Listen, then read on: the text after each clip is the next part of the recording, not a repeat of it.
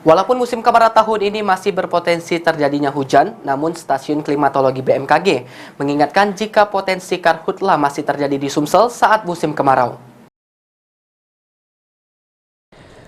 Bencana kebakaran hutan dan lahan hingga saat ini masih terjadi di Sumsel, terutama di tengah kondisi cuaca saat ini yang mulai memasuki musim kemarau. Disampaikan oleh Kasih Data dan Informasi Stasiun Klimatologi BMKG, jika untuk tahun ini kondisi cuaca di Sumsel berbeda dengan beberapa tahun sebelumnya. Namun demikian, masyarakat diminta untuk tetap waspada dengan karhutla, khususnya di lahan gambut. Sejauh ini curah hujan masih terjadi peningkatan di Sumsel karena uap air yang masuk wilayah Indonesia khususnya bagian selatan masih cukup banyak akibat meningkatnya suhu permukaan laut.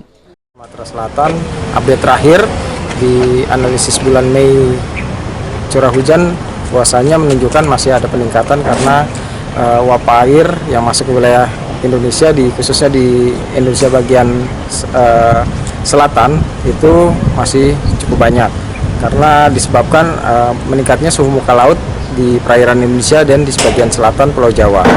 Sekian. Karena kondisi tersebut potensi uap air sampai dengan akhir musim kemarau masih ada. Firman Hidayat, PAL TV.